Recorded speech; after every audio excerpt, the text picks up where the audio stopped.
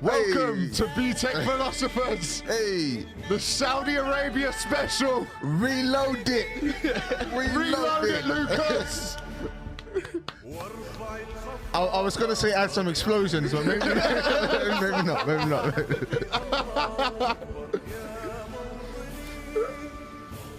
Jeez, I ain't gonna lie. That's actually a banging. That was a banging That album. kind of slaps. They put some auto tune in there, like back in the day, and that T-Pain on the Saudi Arabia national anthem. We're recording this immediately after watching Saudi Arabia beat Argentina. We've pushed the podcast back.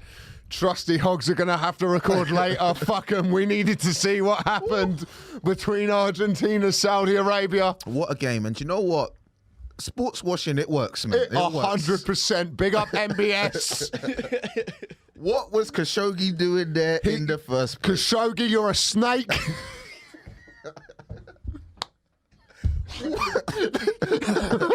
we shouldn't be doing this after a few. We've got beers and we're toasting Saudi Arabia. Hey, to Saudi Arabia. Hey, man, what a place. What a place, man. Big up Newcastle. John Joe Shelby. What a fucking result, man. Do you know what, man? It just goes to show what hypocrites we all are, man. Just before this World Cup, I was like, nah, I'm conflicted. I don't want to watch this shit. I watched that game and I'm like, it's fucking football's amazing, isn't it, man? What a beautiful game. Everyone should be allowed in, man. Absolutely. People who don't want to move because you want to build that massive city, off with their heads. Yeah. Off with their heads. If you're going to potentially put Argentina out in the group stages, you can do what you want as far as I'm concerned. Football is for everyone. Over there, not women or gays. Everyone else, it's allowed, man. Wow. What the fuck are we doing? This is so not okay. For those of you listening, we've got the Saudi Arabian flag up as our backdrop. We're multicultural, that's what we are. Yeah, we like to. We've also talked a lot of shit about the regime of Saudi Arabia on this podcast, and within minutes of them potentially putting Messi out of a World Cup, we have changed our tune. Sports is very powerful, man. Sports is very, very, very powerful, man. Because I was like, before the World Cup started, I was like, nah, the sports washing, it's not going to work. I don't think it's going to work. But I think that's why it is so insidious. Because the power of football is so strong, man. It is, man. Like, watching that game now, I know if you're not a fan of football and you're listening to this and you're trying to escape the World Cup, we apologise. But, you know, it is a culturally relevant thing that we have to talk about. And this is what it does. Makes idiots like ourselves root for an underdog. There's something, I wonder what that is, like the psychology of that. You want to see the people who don't have a chance, no matter what their background, you know, like it's almost like the 300 Spartans. The Spartans were fucking evil. They killed slaves. They were awful people. Yeah. But 300 of them going up against the Persians, it's written about in history because an underdog victory has such a hold over us. Is that really? There were just 300 of them? 300 of them, yeah, and they held off the Persians. Is that really? How many Persians were there?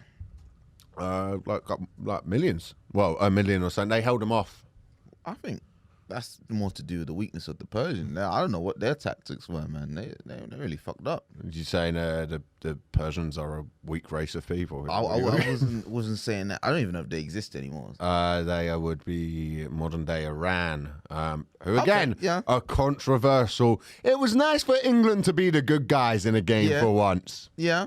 6-2, England 6-2 winners against Iran, you know, and also black ballers came out that day. Yeah, we had Saka there, we had Bellingham, we had Rashford. Yeah. No racial abuse this time when they're scoring the goals. And then we had the whitest guy ever, Jack Grealish, Mr. Pub himself. On the front cover, when he scored, like, yeah. Old 3 for 100 Grealish was there. I love Jack Grealish because he is just, he's one of those footballers who's from... Why are you saying Grealish? Grealish, Jack Grealish. It's Grealish. Grealish, all right, sorry. It's weird, I can announce Bukayo Saka, but I can't announce Jack Grealish. The right name you fucking up on, but... Nah, man, it has been... Have you had any conflict whatsoever watching these games? I don't, like, I think it's been a disaster for Qatar. I think they regret it. I was watching a thing yesterday where someone come out and said the Qataris absolutely regret it. They spent 200 billion on this, and the world doesn't like that. And it's also, I'm going to come out and this is a opinion that I think a lot of people hold but are afraid to say. This has shown to me that race and things like that and things that are held against white people for their past and stuff a lot of the time is fucking nonsense, because you have people who here are coming out and going, modern day slavery is a bad thing. The migrant workers who've been killed and building these stadiums is unacceptable. And then you have people going, well, you know, it's their country, so we got to respect their culture. Well, you made a very good point last week that really stuck with me, where you're like, but they invited a thing. Yeah. So their culture is going to be highlighted. Mm-hmm. Nobody gave a fuck about Qatar's culture before. Yeah. Before the World Cup, nobody gave a shit. Everyone like, oh, but there's foreign investment in London. That's Qatar. Yeah, because no one knew about it. It was just a country that, like, we didn't know about it that much. You know what I mean? Same way, it's fucking like Finland or something. I don't know. Whatever they're up to, good for them. They're probably doing some sneaky shit. Yeah, but they've invited a thing on, the world looks at it and going, oh my God, this is horrible. And then everyone's like, well, what about Russia? When Russia, yeah, people talked about how bad that was. The same way with Brazil, people said the clearing out of the favelas and the way that people in Brazil were being treated is massively spoke about. So don't just claim that this is like some anti-Islamic viewpoint. Now, I'm seeing a lot of some comedians take that viewpoint. Do you think with comedians, it's just like that need to be contrarian? You know, you see everybody ganging up on one side. And you're like, well, what about this angle? No, I think it's a thing where, and I understand it, where the Islamic world has been fucked with by the West so much, so it's hard to differentiate what's probably valid criticism and what's Western interference into a society that we don't quite understand.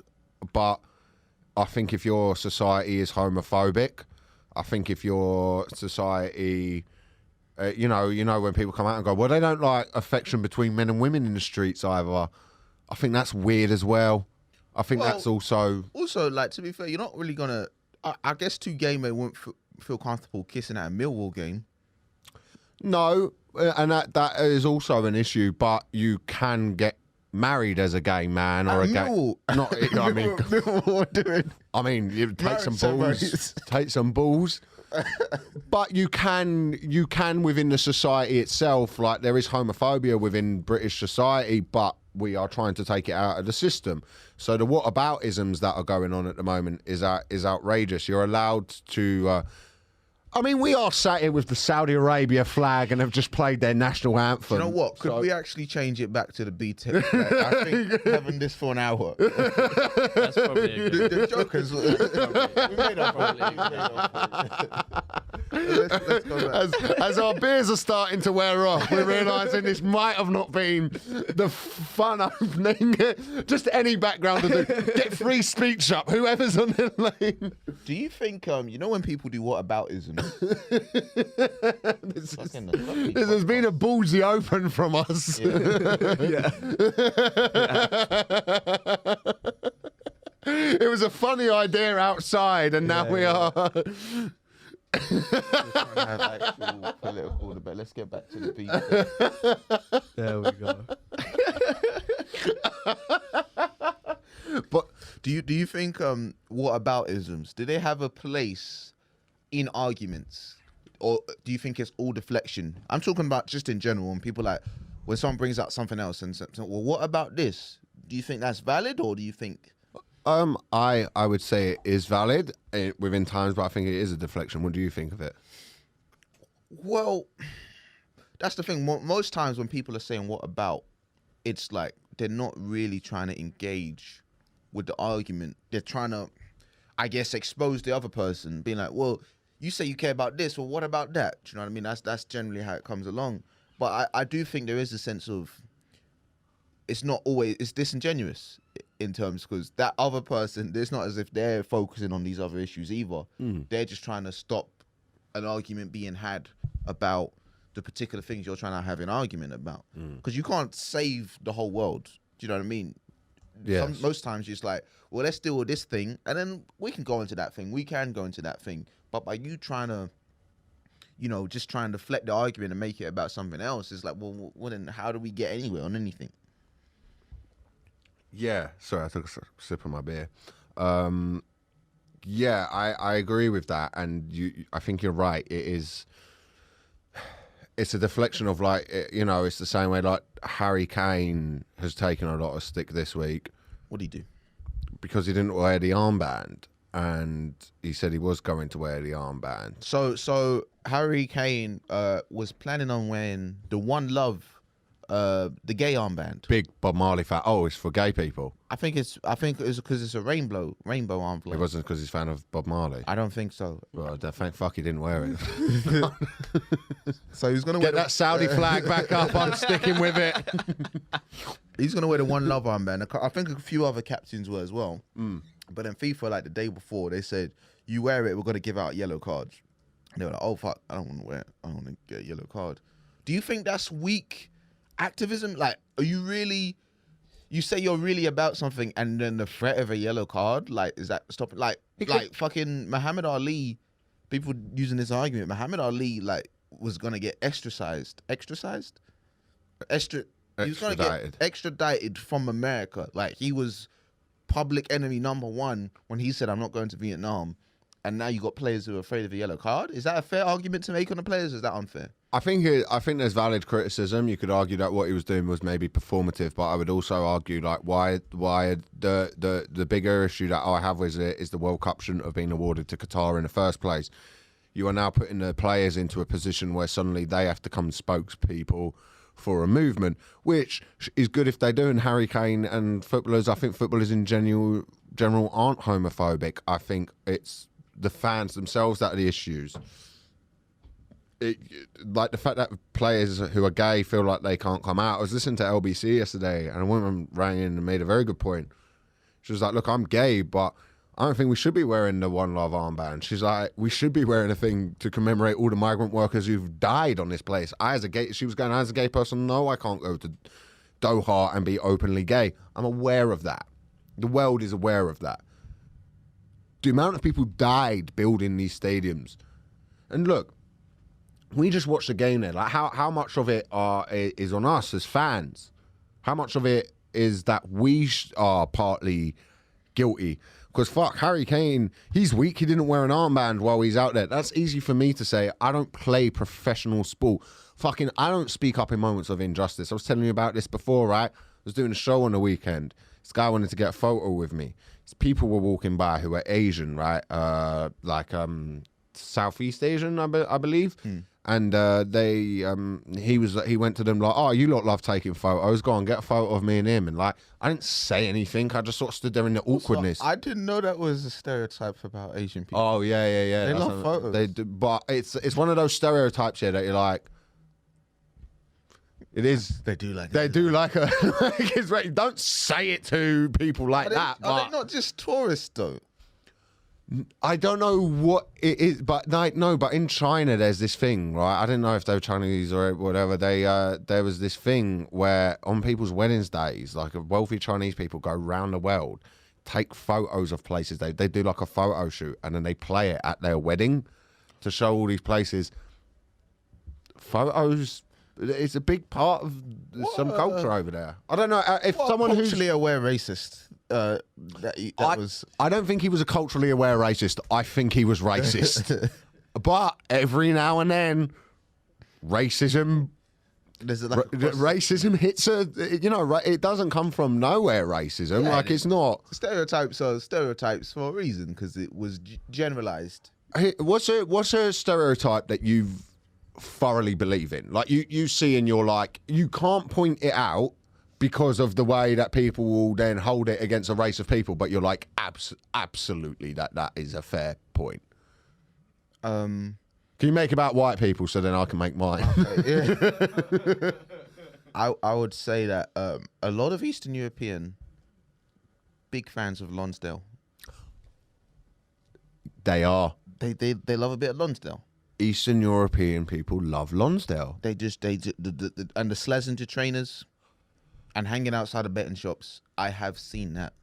Oh, I never seen the betting shop Eastern Europeans. I'm talking about sort of East London, Eastern European people. That is stereotype.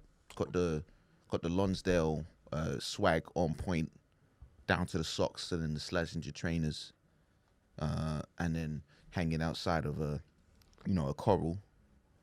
Yeah, William Hill. Or that one Polish shop. The name I can't Polski pronounce. Sklep. Yeah. Polski Sklep. Yeah. They do good apple juice there, actually. Good 2-liter bottle. But yeah, that is a stereotype I've noticed about. Yeah, Eastern European people. But I like Eastern Europeans, especially Polish. I know quite a lot of Polish people because they deal with everything themselves in their community. Like they deal with it all themselves. They have the ways that they deal with stuff there, and it's really like I know these Eastern Europeans who, when there was like a building site debt, they went and threw a brick at the guy who owed him's house. I knew the guy's house owed him. And I was speaking to a Polish lad I was living with. They collectively, all together, came with the brick. Yeah, I was speaking to some Polish lad about it who I used to live with, like a good mate of mine. And I was like, what was all that about? He was like, that was some Polish shit, man. He was like, they threw a brick. He knows he's got to pay him. It's dealt with. Like they have like this masculine society where it's just. I respect it. Men are doing it. They're doing their shit. They understand this. They understand that. It's dealt with. Also, I would say about the Eastern Europeans, go very heavy on the cologne. Very, very, very heavy on the cologne. I'm trying to figure out what brand it is. I've never been. Someone wearing R's backwards in the name of it. You know what I mean? Like you can't get it in Debenham. One time I want to be brave enough. Like, what is that scent? There's like 2 dots above the U in the name of it. It comes from the fields of Chernobyl. Well, they're very heavy on the cologne. This is for doing stereotypes. So I'll go for that. Yeah.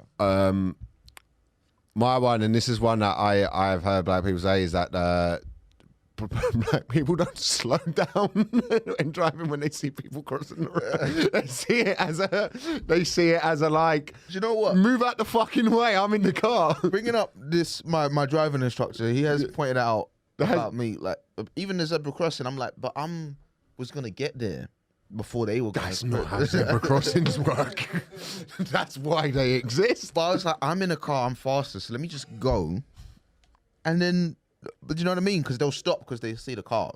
No, because it's the highway code. I know by law they have the right to pass, but if I'm gonna get there in a 30-mile-per-hour vehicle, but it's mainly 20 miles per hour, okay, on the streets of London. But I speed up. And I know it's 20 miles. I know it's the speed limit plus 10 is kind of the rule we have in this country. Yeah, that's interesting. I do. Yeah, certain stereotypes behind the wheel. There's stereotypes of, but the problem is people use stereotypes negatively, but they do come from a truth. Like we were reading that great Twitter thread a few weeks ago about when you turn up to five-a-side. Oh my goodness! When you turn up to five-a-side and it's with the white boys. I'm on this app called Footy Addicts. Yeah, where you can find football games because I don't have friends. It's Tinder for football. It's isn't Tinder for football. But like, because it's so hard, like trying to organize your actual friends and play ball with them. So I've been joining a lot of white boys football group. You know, like white boys in the city, they just play. It's so much better than playing with black people. Yeah, because they turn up on time, right? They pass the ball, right, and they give encouragement when you mess up. Right. When you play with black people, sometimes you get a lot of. This is another stereotype, like Somalians. That all of them are Ronaldo. The step over kings. But like, I'm talking like 2004, 2003 Ronaldo, where it's all step overs. He hasn't learned end product yet. Yeah. No, just keeping the ball. And like, if you mess up, like everyone's cursing your mum, everyone's cursing your family line, and it's not very encouraging. Where you mess up in white people football. Oh, come on, mate. That's all right. You know what I mean? Get them next time. Head up, lad. Head up, lads. You know what I mean? And the stamina of white boys, all of them are just naturally Declan Rice. You know what I mean? Just up and down the pitch. The one thing I will say with white people, right? This used to happen on my football team. Well, football team was pretty like I think there was only like 4 white people in it, and I was in goal. Yeah, like, obviously. Like, there's this thing. I have a friend. I have a black friend who says he doesn't trust black goalkeepers. He's like, I don't trust black goalkeepers. That is the thing. That's the thing, isn't it? Like he's like, I want white European goalkeeper. There is a thing like where in black culture, if you're putting goal, it's like because you're the weakest. You've been forced to be in goal. Right, I was forced into goal as a Right. kid. So yeah. it's like black people is just like, why are you?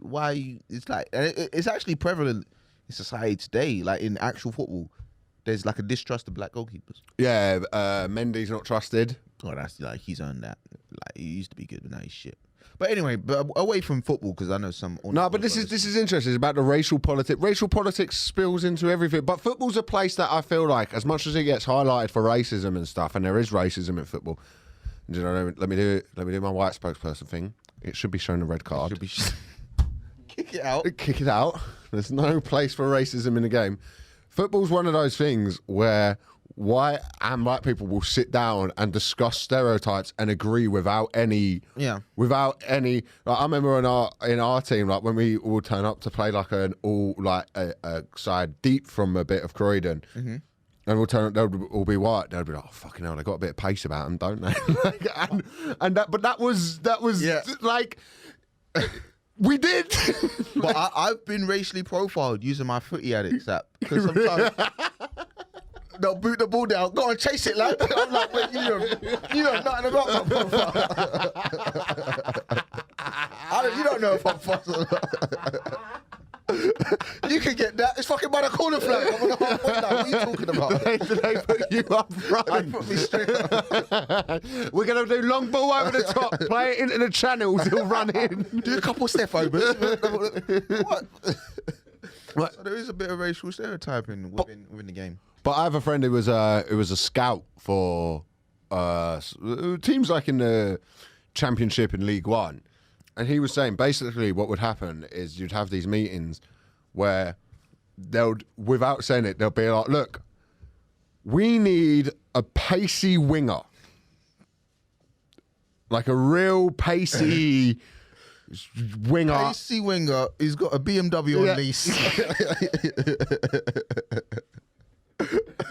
Maybe likes a cup of Hennessy every now and then. Turns up to training 20 minutes late.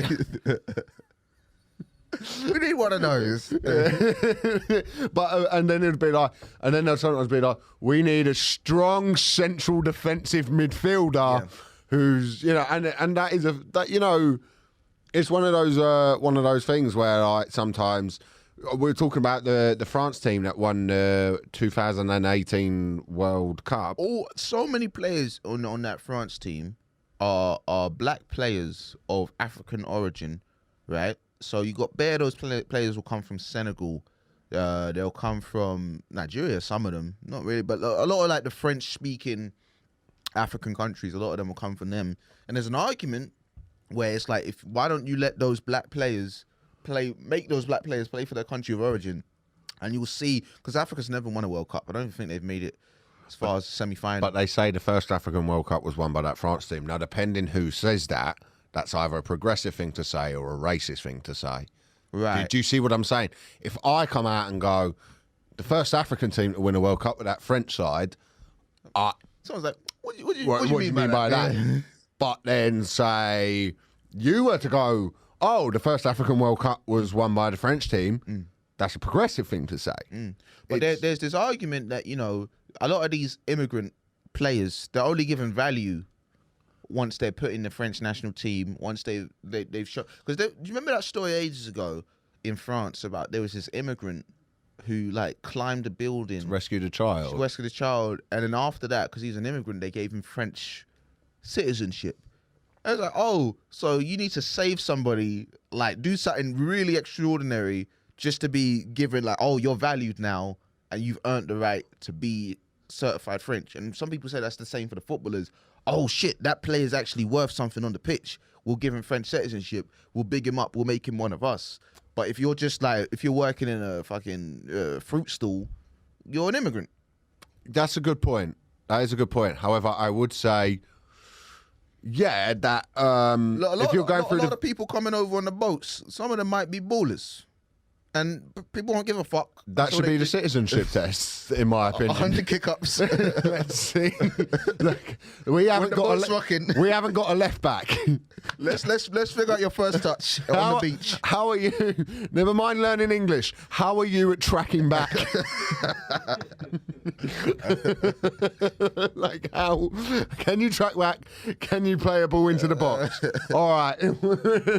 But I would say yes, but I think there's this thing that people do now where, you know, you if you are moving to a country and going through a visa application, if you show something of extraordinary ability or something like that, you will be fast tracked. Yes, that is what will happen. You know that and. You know, immigration is a tricky issue because. So go on. No. Go ahead, John. Because when some people talk about immigration, a lot of people talk about we should have a points system where it's like I'm not sure. Like Australia. Like Australia, I'm not sure the ins and outs. Australia's racist as fuck. They are racist as fuck. But in terms of what is your value, what do you bring to society before you come over here? Like, are you a doctor? Are you a nurse? Are you providing something that we need before you come over here? And I don't necessarily think that in itself is racist, but I think there has to be a thing of just humanity and empathy of like letting in a certain amount of people just because, you know, their country is fucked. Yeah, I mean, as well, like, I think, you know, how many British people do we have who sit around and do fuck all, or supposedly British people who are, because they're born here. It's because their mum happened to point their vagina. Yeah. Within the British Isles. But then at the same time, you do have to look at if someone's coming here because the benefit system is, you know, it's not bad. It's not bad. Like if you can sit on you can be on university. No, these things aren't what they were, and we should. Those things are there to look after the most vulnerable in society, and people exploit it. But that's always going to happen. Do I really give a fuck if someone moves over here and exploits that system? No, because the system is there to be. The system rewards the exploitation the higher you go. If you or I don't pay tax, that's a crime. But if we earn enough money that we then start moving our money to the Cayman Islands, and that's fine within the system. You know, that's cool. The system rewards that because that's smart level thinking. And you see that through everything. You know, we see it within. You see it within. I don't think of an example. You see that within like society in general, that we can just go, once something is done with millions of pounds and you've done it, you fought really cleverly, but once you've done it with a few £100, well, you're a scumbag who's ripping off the working people. I'll never forget, man, Trump in the debate, what was it, like 5-6 years ago, Hillary's like, you don't pay tax. And he was like, yeah, because I'm smart. That's it, man. And they voted him in. Yeah. People were like, yeah, we need that kind of intelligence. We need that kind of wheeler-dealerism in the White House. Do you know what I mean? So, hey, man, different levels of respect. But I wanted to go back to the protesting thing in particular, right? So these players, they decided, oh, fuck, I don't want a yellow card, so I'm not going to wear this flag. Can you still call yourself an activist if you don't want to make any personal sacrifice? I mean, why is... I would say people this before they blame Harry Kane, and they need to blame Gareth Bale, and they need to blame Virgil van Dijk, and they need to blame, you know, all these European players who come out and say it because there's an anti-English sentiment with it. Scotland's only jumping on it because they're not there and they need a reason to hate the English. Scotland, who wouldn't take the knee apart from when they played England because it was a bad look, so they can absolutely fuck off with that. They want to. You didn't get a card for taking a knee. They just didn't want to take the knee. Yeah. You know, so they can absolutely fuck off with all of that stuff. I would have loved it if Harry Kane had taken a yellow card for that. Straight, then he might have to pull out a tackle. If Harry Kane for the next game did it again and got a yellow card for it, hopefully we win the next game. Missed the game against Wales. Give Callum Wilson the go. Do you know what I'm saying? But now every round? No. But he just does it for 2 games and he's like, I've made my point. I've done it. I'm now not going to do it. You know, I believe Christian Eriksen's going to wear it. And I think that's a fantastic Do you respect him more? Like, I'm going to get a yellow card as the captain because it's symbolically important for me more to show that I'm about gay rights than it is like getting a little blot on my disciplinary record, and maybe, I can't time waste later on in the game. Protests shouldn't be reasonable. That's why Just Stop Oil have points. You agree with him? I agree with some of the ways that they protest, but I don't. I think and I always say this: they need to have a working class spokesperson who speaks. That's why Mike Lynch does well and the RMT do well when they do rail strikes, because they go up and go, we know this is disrupting your day. It's meant to disrupt your day, but that's because these fucking greedy cunts are taking the money. And working class people resonate with that. Do you think there's a point to be made? When you say they need a working class spokesman, that working class people don't have time to care about the environment? Yeah, working class people are a white working class in this country infuriate me. They infuriate you. Yeah, because they walk around in fucking Sports Directs clobber and fucking. Can I ask a question? Yeah. Are we able to pause the podcast? Yeah, sure. Because I need to take a piss so badly. Welcome. Was that our first ever piss break? That was our first ever piss break. 41 episodes in. It's necessary. We've been doing some day drinking here. Elliot's buying pints at 11 past 10 in the morning. 11 past 10. So, this is my second one. Fucking hell, so yeah. Yeah, so I was talking about the white working class, and it's this thing. I was speaking to Kay Curd. I saw Kay on Sunday. Fucking just brilliant comedian, just brilliant person all around. And we were having this chat. He was making very good points about protests and stuff. But I made a point in his set or just in conversation? In conversation and in on stage. It's fucking phenomenal. And he made some good points about protests and stuff to me, that like nobody here is really willing to die for anything. Whereas like with his heritage and stuff, he knows people who were willing to, and that's a different mentality. Whereas here we hold on to, I saw that fucking cunt Mark Dolan. Dad's had a couple pints. No, he's just a grifter, just a fucking grifter. Yeah, the cunt used to hold balls of steels, and now he's going out there like he's got anything of any relevance to say to anybody ever. You're for money, bro. I don't respect. Make money by all means. I've got nothing against people who want to make money and live a comfortable life. But you're making money by feeding into a cultural war you don't really believe in, riling people up. Like getting people upset to the point where it's turning people against each other just so you can make a few quid. You're a fucking disgrace, in my opinion. That's not the opinion of Michael Adewale. I don't really know Mark. I don't really have any. What's he been doing? What's he been saying? I haven't really heard of him. Could we get our Mark Dolan's Twitter feed, please? I haven't really heard of him since Balls is Still, to be fair. I like that. Did you never see him MC a gig? Nah, man. Oh, you missed out on the best. The best. Really? The best. Really one of the... Bro, Mark Dolan. When I used to watch Mark Dolan MC gigs, I used to sit there and went, I'm in the presence of greatness right now. You used to rip up your notepad like, fucking, there's nothing here. I'd say to Mark, don't bring me on. You stay on. No, we need to go through the crowd one by one and find out what they do for a living and then do nothing with it. We need to find out who exactly has been drinking tonight. Yeah, some people do have kids in the crowd. And the people who don't cheer louder, wow. What a revelation. Yeah. Yeah, no, some people did learn to whisper under a helicopter. But he like does all this provocative stuff on talk radio, I believe it But is. do you think that's an unfair thing going on with Queso? No one's really ready to die. Who wants to die? Well, that's the thing. You look at what like the Kurds are going to go through at the minute because of the Islamic regime, I believe, in Iran. That's what they're called. And what they're about to go through, the Kurds are a hard people, man, and they've been fucked over a lot of the times. And within the Middle East, like a lot of the times, you ask your average British person, what's the Middle East? It's one thing. It's not. It's a multitude of races. You got people. Persian, Farsi. You got the Persians don't like the Arabs or the Kurds, and then the Turkish don't like the Armenian. Like there's all of these things that happen. A lot of blood has been spilt. Whereas we're just like, it's all it's all the same thing. Well, that's the thing as well. I think over here we're very spoilt when it comes to things like democracy. We take it for granted. But over there, like it's something to have to have been. That's something they have to fight for. Do you know what I mean? Like we say, like football and politics, you end up learning things. I've kind of been not really paying attention to the whole thing in Iran. And then I saw the Iranian players not they didn't sing the national anthem. And I do a bit more research. I'm like, oh shit, there's been mad protests in Iran.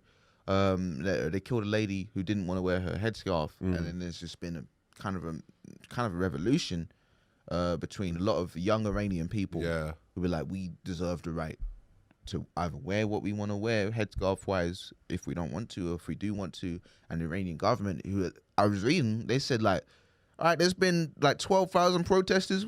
We'll execute all of them. Fucking hell. But I don't know if that, I heard things that was fake news, and I heard things that was, I don't understand what's true or not anymore. Yeah. But even then, just the thing of like, I seen this, I'm going to do a bit of research and just find out what's going on a wider scale. Because it's kind of one of those things I was seeing before, and I was like, yeah, seeing people's stories, and I just go click pause. And then I like, let me actually sit down and see what's going on. Well, yeah, and that whole thing there is, you know, that's true bravery, and for Harry Kane and other European nation leaders to not wear the armband does feel like a letdown. I know, but then that's a different thing, because like Harry Kane is not really got any. This is something to the Iranian people that I am willing to die for, because I'm here. But they just think differently like that over there, bro. Like, they have phrases over there. My dad's got a bit about, like, you know, Shappy, who goes out with my dad, like. You hear like the way that the Farsi language is, and Farsi is completely different to Arabic, but the way that things are over there, the language is so personal and beautiful. It's like, you know, they say things like, I will sacrifice my life for you. And we just say, see you later, alligator. Yeah. Like, we're a different, it's I a different thing. Dropping that in the DMs apart from the fire emoji. I would sacrifice my life for you, because the girls put up her in a bra in Corfu. Yeah, I need to start changing my DM game. But I think, like, I respect that, though, because sometimes I kind of wrote a show about it. I feel guilty in terms of my level of involvement when it comes to certain movements. Because I've been reading a few articles about, like, democracy. Even over here, we can't take it for granted. Do you know what I mean? It's not set in stone whatsoever. And I think we think that it is. But we saw in America with the election. Now, obviously, they stayed in power, but with the whole January 6th, you know, insurrection thing, and the whole Trump just trying to be like, nah, it weren't. Those, the votes weren't legit. He was trying to shake democracy, and I think a lot of people just be like, it'll hold up, it'll be all right. Yeah. But will it? And even over here, you've got government being like, well, we're going to make protests pretty much illegal. You're going to only be able to protest from this time to that time, and you can't make too much noise, yada, yada, yada. And everyone's just kind of like, yeah, all right. And it's like, no, that's how they test it with that. They test people's, oh, they're going to be okay with that? Well, then let's go a little bit further. You have to actively defend democracy. And I feel like we've kind of, in the West, we're just kind of like, yeah, it'll be fine. Yeah, no, I think you're totally correct on that. And like, protests shouldn't be comfortable. And it creates a conversation. You look at what Joe Lycett did this week, which was an excellent way to do something. You know, and I think Joe Lycett is one of the finest comedians and people that this country has produced in a long time. Do you think that kind of fell flat? So if people don't know, Joe Lycett, he said, I'm a shred £10,000 if David Beckham, who is kind of seen as a gay icon for a long time, and a black icon, he wore the cornrows, which is fucking crazy now, the more I think about it. But he met Prince Charles in a do-rag. He did, man. David Beckham's a black icon. This is a separate argument, but David Beckham is fucking drippy, man. He's just like... I love David Beckham. David Beckham is fucking sick, man. But he is the Qatar ambassador, and they said they paid him somewhere between 10 million and 150 million. Whoa, really? To be the face of, like... These guys are all right. Yeah. And David Beckham is worth like 400 million. Does he need another 10 to 150 million? Yeah, but how much of David Beckham's life is owned by David Beckham? Yeah. Do you see what I'm saying? You don't be a footballer in the time as footballer. Sure, he got paid some money. He got paid some money. As Andrew Tate would say, escape the matrix, which is all bollocks and stuff, and just stuff that he uses to do to stay relevant online, to keep that stuff. Yeah, but like, when people do that stuff, they do that so that whenever they're brought up, it's a tactic. It's like a new PR tactic. But like back to what David Beckham was going to say. So Joe Lycett, he was saying, I'm going to shred £10,000 unless David Beckham gives up his ambassadorship and gives up the money. And David Beckham just ignored it, basically. He might have heard about it. He probably did, but he's like, fuck it, I'm just ignoring it. And so Joe Lycett put £10,000 of his own money in a shredder. And then he was like, I didn't really. I donated it to charity. I just wanted to see what David Beckham would do. So do you think it kind of fell flat as a did it fall flat? I don't know. Did it work? I think it depends on what side of the coin you're on, innit? Like anything, if you now think that politics should be out of sport, which is the most retarded thing I've ever heard. I agree. Like, it's everything in life is affected by politics. Everything is political. Man. Like, for you to say that just means I don't want to have the discussion about these people having rights. That's what it means to me. When you go, I want to keep politics out of sport, you are burying your head in the sand. Unless, of course, it's a footballer or a sportsman who says something that you agree with. Then you're like, Oh, what if I disagree with them? No, I mean in terms of people who say that if a footballer came out and said something that they agree with politically, they'd be like, go on, lad. So it's all selective when people say shit like that. Yeah, and the poppy thing, and look, I think we should wear poppies. I think there's this weird group of people with poppies who make it their personality, but it's also... What if, my biggest fear is I go on the one show and the poppy doesn't match my outfit? What am I supposed to do? Well, all right, well, what are you wearing? Let's say I'm already wearing a red. You're wearing a Nazi SS uniform. That's what I'd do. If I was going on the one show, I'd be like, I'll wear your poppy. I'm wearing a swastika armband as well. I like to represent both sides. Doesn't match the theme. I'm dressing as, hey, look, man, I'm apolitical. But I've seen Elmo on the one show and they put him in a poppy. Does Elmo? Elmo, I believe, wasn't it the Cookie Monster? Yeah. The Cookie Monster respects the Somno. Yeah, He does. He goes. It's his other catchphrase. He goes, cookies, and also remember the fallen. Opium. Yeah.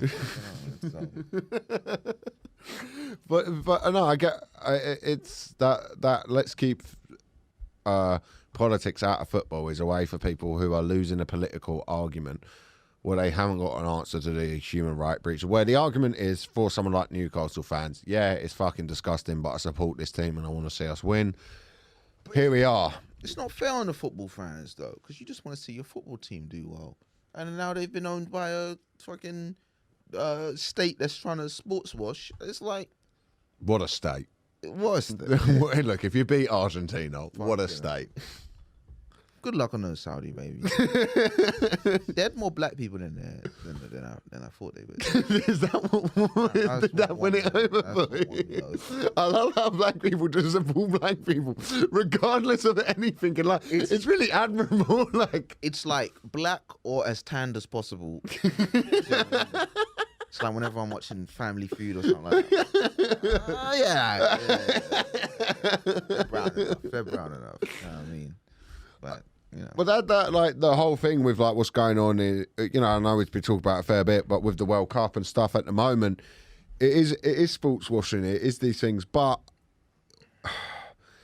yeah, it's annoying that I think part of it does work, but we are generating conversations like, fuck, we're talking about it now. Like, we come in, we take the piss, we'll have the Saudi Arabia flag and we'll do that. But we're comedians, we take the piss. Yeah. And the funny thing that we're meant to do, right?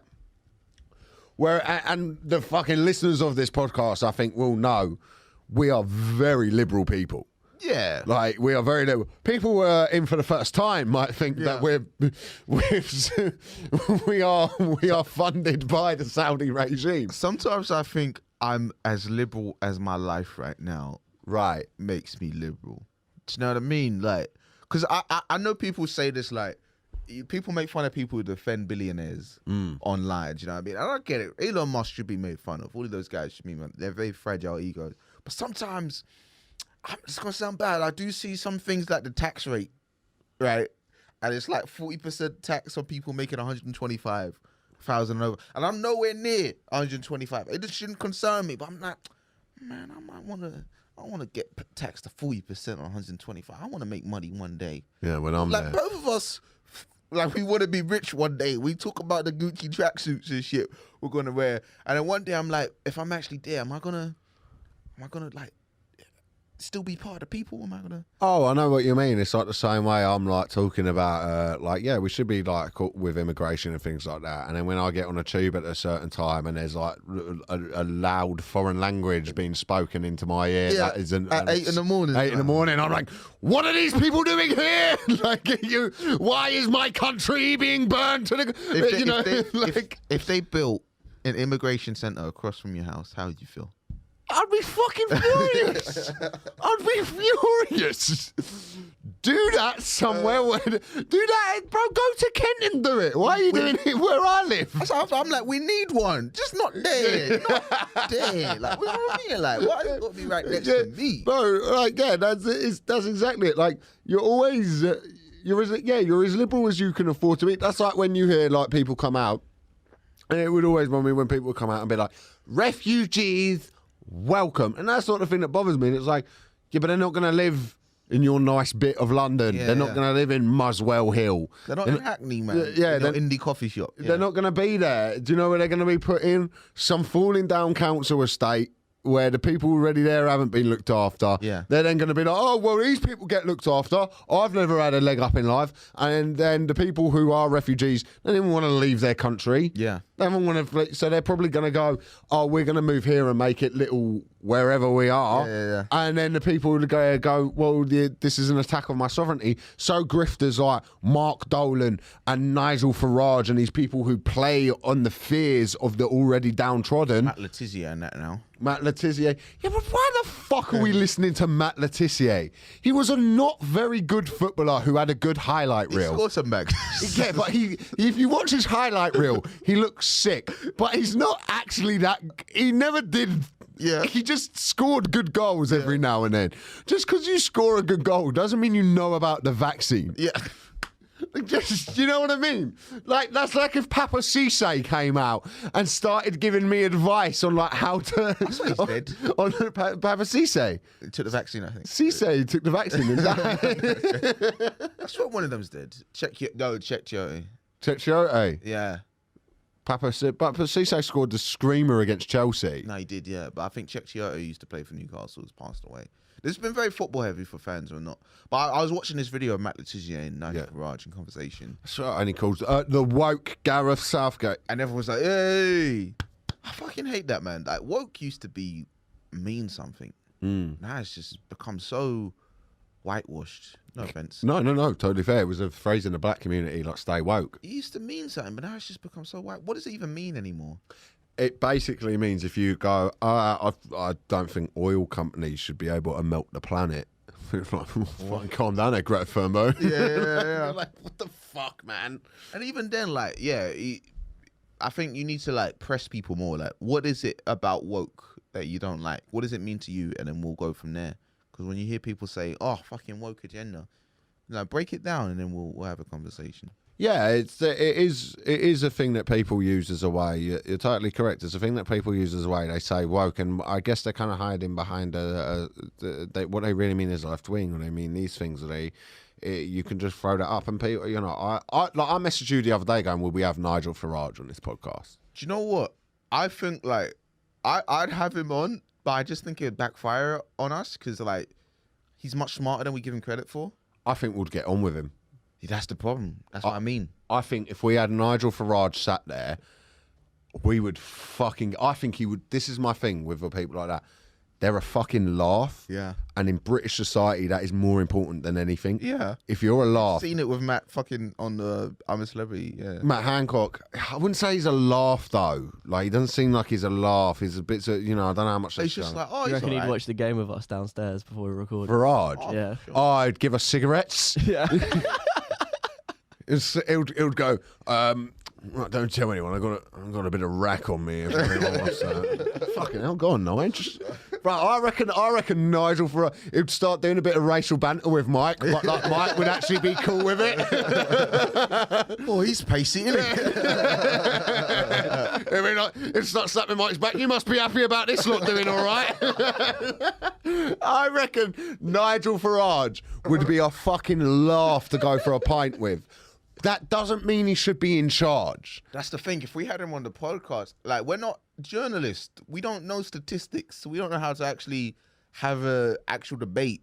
So I think he'd spin wings around us, and it wouldn't make it like he'd look good, and we'd leave it like, no, he's alright, you know. Yeah, but what's wrong with like my thing always with this thing is my thing in the world is I'll give my opinions and that, but I'm here to be entertaining, bro. Like I've had arguments with comedian friends like this because I want to have people on this podcast who I fucking fundamentally disagree with, but have a good time with them. That's why I love Rogan's podcast. Do you have any friends with like proper extreme views, but you're friends with them? No, I had to cut the person out of my life who I did have. Like what made you like cut them off as opposed to like the strength of the friendship? Started like Holocaust denial.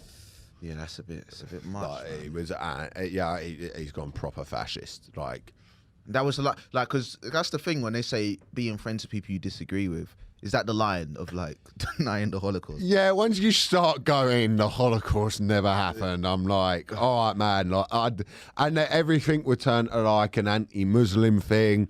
Everything would every conversation you had would then turn into like, you know, the left are doing this and this, and so I'd be like, look, man, like I don't really know that much about Islam. Like, I don't really like. I'll be real with you, I don't really give a fuck. Like, do you think it's actually realistic to be friends with people who have the polar opposite views of you?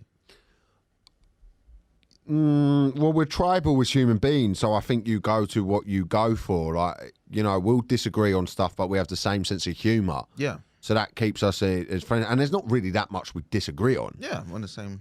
But for the most part. but when someone starts going, the Jews conspired to make up the Holocaust, I'm like, all right, mate, I don't think we can go get a Nando's together There's anymore. only so much you can awkwardly laugh that off. Yeah, and it all started going a bit. What do you think you can? It was like I was saying, like about my driving instructor, and then obviously that's a service that he's providing. Obviously, I don't think we would go for drinks on Just so you don't know, Mike's driving instructor's license plate says Hitler did nothing wrong.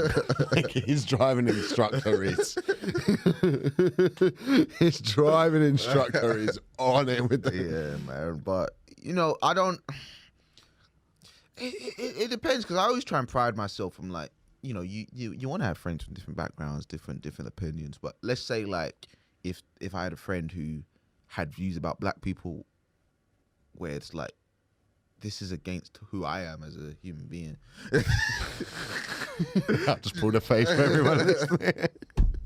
It makes it hard to like, you know, I mean, like on a real fundamental level. Do you know what I mean? So, but then I don't know. But I'm somebody, I like hearing different points of view, because I'm not somebody who's really interested in changing people's opinions. I like hearing face value somebody, because you only ever see about it on social media or read it in an article. Sometimes it's just fascinating to me talking to someone who actually has that mindset, so I can understand how it works a bit more. Yeah, I find social media, like the past few days, I found it really difficult on Twitter seeing like friends that I have and people that like we've even had on this podcast who start going hard on the Qatar shit, as in like defending, you know, world Western values and this and this, and I kind of think like, yeah, bro, but like it is different. I did retweet Piers Morgan. What did Piers Morgan say? He was like, he's a bit hypocritical from the West. I get what people are saying with it being hypocritical of the West, but when it comes to like, well, it's their countries, we should respect their rules. I think, well, no, because in this country we're tolerant. We have tolerance. So you can come to this country and the rule is fucking, yeah, do whatever, but you need to be tolerant of others. And when you're not tolerant, that's where issues become. That's like when a religious school starts going, hey, yeah, it happens every couple of years, and the left get in a pickle because they do, like, you know, people don't really understand things. Like, people don't really understand religions they're not part of, myself included. I couldn't tell you what Islam is about. I couldn't tell you what Christianity is really about. I was never raised in any of those things. But every now and then, like in Birmingham you had a few years ago, a religious school goes, we're going to teach that gay people go to hell. Then you find this sort of weird things happens in this country where we go, well, how tolerant are we? Are we... I would love to read that children's book. Yeah.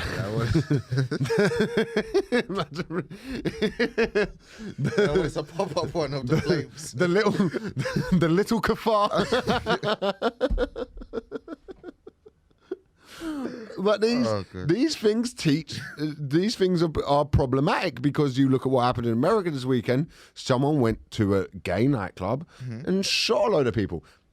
I don't think that was a Muslim person who did that. That was probably a right-wing Christian, whatever the thing are. You know, let's not just go, you can't just ever look at blame Islam for this. And I love that you just toasted with your drink to that. Yeah. You know, you can't just blame Islam for this. Right-wing Christians do the same thing within America, within this country as well. And someone went to a gay club and committed an act of terrorism because they believe that kids are being indoctrinated into trans issues. I also think that kids probably shouldn't be invited to drag shows, but kids should be allowed to, I guess, explore their sexuality. It's a really odd thing to talk about. But I talk to a lot of I was going to say Kids. Mike's the only one in those chat rooms genuinely just interested. I still got a Club Penguin account. Pedo hunters meet Mike and they start going through the chat log and be like, there was nothing sexual, but it was just all weird. I'm the Lou Ferrou of Club Penguin.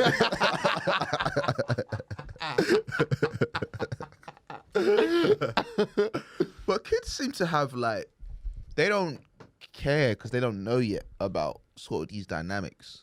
So they don't really care about sexuality. They don't really care about all that stuff. Like you tell a bunch of 6-year-old kids, oh, James is trans now, so if you call him she instead of he, they'll be like, okay. Yeah. Do you know what I mean? So I think that's interesting. I mean, I don't think that's a bad thing in terms of kids not losing that sense of innocence of acceptance. It's interesting to see when that is sort of drilled out of them to be like, no, you should find that weird and you should. Well, there was a video the other day on Twitter that went around. Everyone was laughing at of a kid at a Hooters or a place like that, and he saw the barmaid with massive breasts, and he was just like turned around and like he was just staring at her tits, and everyone was laughing. And I'm like, all right. And they're like, men, we learn it from early, right? Ha ha ha.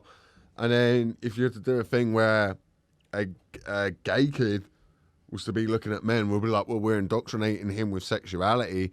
I think kids are aware of sexuality from a young age. They don't quite understand what it is. Fuck me, I remember when I was like 8 or 9 years old, all me and my mates at school would talk about was pussy. Like we would all talk about like things like that. It was just every joke was a sex joke. Everything was that. You understand that you're immature with it, but you understand about sex. But let's say something like a drag show. A drag show in and of itself is harmless. Like, did you guys watch the Powerpuff Girls growing up? Yeah. So you remember that the She-Devil? Yeah. What's his name? He or she? The Red Devil? Yeah. I don't know if you get him up. I don't know if you didn't watch Power. There was this one of the villain Powerpuff characters. Girls, yeah, one of the villain characters was like a he devil that would switch between a really sweet voice and a really masculine voice, and it had like a rubber ducky in the tub. Yeah. And we would all watch that as a kid, and that which is basically a transvestite like devil character. Like Buffalo Bill from Silence of the Lambs. That was Powerpuff. and we'd all watch that just being like, oh shit, I like this character. Or like, oh shit, the She-Devil is on the screen. And like that was fine, but if you watch it now, I'm like, this is kind of like some radical shit on the TV. But as a kid, I'm just like, oh, this is another character. And I feel like it's only when you get older, things are like drilled into your head, like, oh, this is this way or this is that way. But when you're a kid, because like it depends on what the drag character is doing. Yeah, don't teach the kids how to twerk. Do you know what I mean? Like if you're bringing the kids to a drag show and they're all twerking, this is how you do a helicopter dick. That's that is problematic, I would say.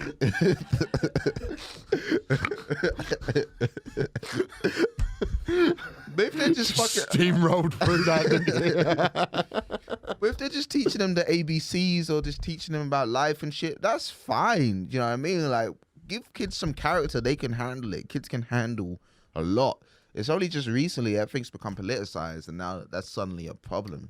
Yeah, and we used to go watch pantomime, and most pantomime is a fucking guy in a dress. Yeah, some dude fucking and sexual innuendo. He's behind you, all of that shit. So when did we start being real weird about everything? Why is everything? Because let's be real, man. People just want to fucking hate gay people. That's the reality of it. People just want to fucking. People want to hate gay people. Yeah, that's the reality of it. I don't know why. I don't know why it is in society we look at gay people in a weirder way. Like but it must be so fucking conflicting as a kid. Because bro, even like on this pod, sometimes I say the word like gay as an insult. But fuck me, I say gay as an insult sometimes because I just did it from a child. It's a thing that I grew up doing. Yeah. Like, and I will say this as a straight person, as a straight guy. When I say something's gay, I can't really describe it, but any other straight guy knows what it means. Like something is gay, you know what I mean? I don't necessarily mean that is gay, but it's gay. Like, do you understand what I'm saying, Lucas? Yeah. It's gay, you know what I mean? Like like bro, There's no like correct answer. yeah, like do you see what I'm saying? Like if we walked out there, yeah, People use it as like an I'm as sure a verb. like most gay people know like the use of the word gay is not necessarily in and of itself pointing out a homophobic thing. But I guess like, but just like in terms of getting rid of the connotations with that word. But like let's sort of like if gay people came round to my house and saw like the carpet and the curtains, they'll be like, oh, that's so hetero. Like, you know what I mean? They do the same thing. Like it's just like there's a Your carpet and curtains are very hetero. yeah, they're very heterosexual. Like if you came around mine, you'd be like, man, this place needs a gay person. There is some straight man shit. What's those 5 gay guys that used to do makeup? Oh, the Fab Five. Yeah, they should come around your house. Oh, bro, they would have a field day. They would change your life. Bro. They would, bro. They would. But that you know that. But like I mean, like when you see something, it's just gay. You know what I mean? Like But it's a thing that I guess has been turned in language. But that must be really hard to grow up with at school. I've never considered, especially as a child, I never considered the way I was probably making at school who was gay, who can't come out. I would have been making them feel uncomfortable. And I'll continue it into my adulthood because I'm not going to learn. As I sat here with the opening of this podcast with the Saudi Arabian flag behind me. You have several gay friends. Praising. Yeah, I wouldn't call them friends. You know what I mean? You know, I've got colleagues. They're around. You know, I don't agree with their lifestyle. Oh shit. Yeah. Before we go, you had a fight. I did. You had a fight this weekend. We need to do post-fight analysis. I don't matter. Elliot has been bigging up this fight for a long time, and it finally happened this weekend. How'd it go? The thing with fighting is you can never really dictate a winner. I feel like there is a certified winner and a loser. No, because the real winner was the sport of jiu-jitsu. Well, I'm talking about gay. Like, I went and wrestled with some fucking handsome lad. This guy was like, all the girls came down to watch him and stuff. Yeah, this fucking muscular dude came down, and he was in the first. I had him in the first round. It was a tournament. And then like, I got out there and then he took us down and I just went to my defense mechanism of shit talking as he was trying to submit us, innit? Because he was American, like he was like quite well groomed and stuff. I started calling him Patrick Bateman as he took me down. That was your insult. Bro, I was like, oh, come on in, Patrick Bateman. And he was trying to submit us. And I was like, bro, because we were having a chat before we started it, like just having a chat, like off mat, like. And I was going to him like, you were so nice over there, man. Come on, my dad and my missus are watching you treating me like this. I was trying to make him laugh. Yeah. And then he won by points. But he was fucking good. I watched it for the rest of the tournament. He won it. Huh? Was he juicing? He had fuck it, he won. Yeah, of course he's juicing. How do you feel like about your involvement? Do you feel like you did well? Do you feel like you represent yourself? I did okay. I did fine. Mentally, I didn't have an adrenaline dump. Like, I didn't even really get that nervous before a fight, which is a good thing. Huh? Do you need to? That make you a better fighter? Yeah, I think if you get, I think you have to differentiate between you'll get nerves, but like differentiate between what's exciting. But I was out there, and as it was happening, even though I was losing, I was like, man, I fucking love fighting. Like I fucking love this shit. Like I love a fight. Like as in like in a sports setting, not on the street or anything like that. I'm not some thug, but like I love that stuff. You know. Do you feel proud of yourself? Yeah, I mean, if you go and do it, that's a good thing. Yeah. But I at the same time, I would have liked to have done a lot better. Wait, so how many fights? Just the one, and he won it, so I was out of the tournament. And there was a few other guys in the division I watched, and I was like, it's luck of the draw, I would have beat them, but this guy is just very good. very sturdy, a natural heavyweight, which I'm not. Did you And see the disappointment in your dad's and girlfriend's eyes? yeah, there was a quiet car share home. It was a quiet car share home. No, that's good though, man. You gonna get back in the ring? On the mats, yeah, I should be competing again in like 2.5 weeks. So I'm having a couple of beers now, eating some chocolate, had a nice time, and then got to lose a bit more weight. Yeah. And then get back to it. But yeah, it's a fun thing to do, man, and I think it's a thing that a lot of men and women out there should do. I think if you want to like have this idea of masculinity and stuff, go out there and put yourself in that situation. Put yourself in the actual, you know, in the circle. some of the most liberal and diverse places I've ever been are martial arts gyms. Oh, really? No one gives a fuck, bro. You can come in and be trans, you can come in and be gay, you can come in and be of any gender background or colour. Can you wrestle? No one gives a fuck. People will give a fuck in a sense, but they keep it to themselves. Yeah. It's a way of a society that works. You know, it's what you want society to be. People couldn't give it, but there's gay people. I used to train at a very Christian gym, as in like the people who ran it were very Christian. And they put up a very nice post about 2 ladies who met there and ended up moving in with each other and moving away and like getting married and stuff. And they were like, we feel so blessed that these people met at our gym. At our gym. It's a fucking progressive thing for a Christian person to be doing, man. It is, man. So, you know, that I would always say martial arts gyms are some of the most progressive places I've ever been. I want to come down one time, man. Yeah? Yeah? What, and wrestle with me? I mean, with anybody who... I'll wrestle with you, yeah. Madman. You reckon I wouldn't beat you? Well, no, to be fair, if we're being real, of course I wouldn't beat you. You've been training like a few times a week. You are basing this on your eugenics theory of I have being Nigerian. Nigerian strength. Yeah. I do. Yeah. And I feel like that, just the power of my ancestors, if I was losing. How many Patreons do we got to get before that's a thing? Oh, yeah, because this is a public episode, isn't it? Right.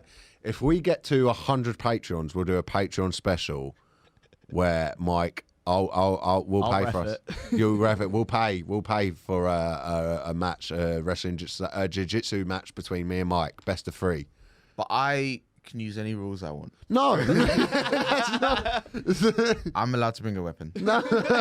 Oh, here we go. You would have had it anyway. No, but let's say we'll fight and I'm allowed to use a taser one time. You're not allowed to use a taser. I'm allowed to use a taser one time. I'm not getting tased. I feel like wrestling is like it's easier than like punching. It's literally the most technical of all the martial arts. It's just about like dominating one. No, it isn't. It's so technical. Nah. Like the idea of shooting at somebody's legs is so technical. You saw that video I sent you? It's a random video I sent you. Oh, of a yeah. guy, just like some white guy. I feel like white guys, yeah. I wouldn't fuck with a white guy when it comes to wrestling. I feel like they know their shit, man. Best White wrestlers in the world are Dagestani, and I think the best American wrestler is a black guy. guy. Is he? Yeah. Fair enough. Also, you've got people in the UFC who've been black wrestlers like Tyrone Woodley, Kamaru Usman. Yeah. I'd say wrestling's actually quite. You could argue like Colby Covington's quite good as well. But Before we go, we should do Philosopher of the Week. Oh yes, Philosopher of the Week. We had it's the FIFA president this week. It is the FIFA president. What's his isn't it? first name? Is it Something Swiss. Gianluca Infantino or something? And he was defending Gianni Infantino, and he was. See, I just want to point out to people, it's hard to pronounce names sometimes. Okay. It's not just You just pronounced the gym as the gym 2 minutes ago. So not all words that hard to pronounce. I'm dumb. Like I'm stupid. But he was talking about the FIFA World Cup, defending it, and he led his defense by saying, "Today, I am gay. Today, I am disabled." Have we got him up? Yeah, I got it. We got him up. Let's hear it from the man himself. Today, I have very strong feelings. I can tell you that. Today, I feel Qatari. Today, I feel Arab. Today I feel African. Okay. Mixing it. Today I feel gay. Nah, that Okay, just pause it there. You could tell he didn't want to say that one. You could tell he was building up. He was like testing the water, and then he was like, he kind of rushed for it. Today that's exactly what I feel gay. that one was dubbed. Yeah. Yeah. Go on, sorry. Today I feel That. disabled. Disabled. Fucking hell. Let's thank God he didn't do a voice. Today I feel He'd win all the comedy competitions. migrant worker. I'm European. Actually, I am European. I've seen that as somebody said before. They just say those statements. That's comedy nowadays. That's Europeans have been doing in the last 3,000 years around the world. We should be apologizing for the next 3,000 years That's a good point. It's bars. before starting to give moral lessons. White people. He fucking threw us under the bus with that one, didn't he? You know you're losing the argument when you go straight to slavery, man. 3,000 years of slavery. 3,000 years? It's like, wow.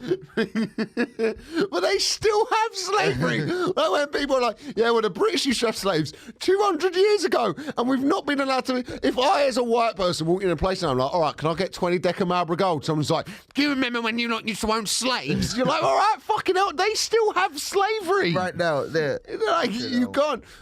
Like, this is one of those things. So, Junior, get going. I got Yeah. This has been Beat Up Philosophers. Sign up to the Patreon as ever. This has been a bit all over the place today because we had a few beers beforehand. But it's been fun, man. We've been. I'm not. Even if you don't like football, I hope you enjoyed the discussions around it that we were discussing, and you can see why we talked about everything we've been discussing, and still to your flavour of taste of B-Tech that we provide. It's been a very B-Tech episode, and we hope you have a lovely World Cup. We would like once to congratulate MBS and the people of Saudi Arabia on a fine performance against Argentina. To the Argentinian people, I don't know how we ever lost the Falklands to you. And on that, we'll see you next time. Thank you so much.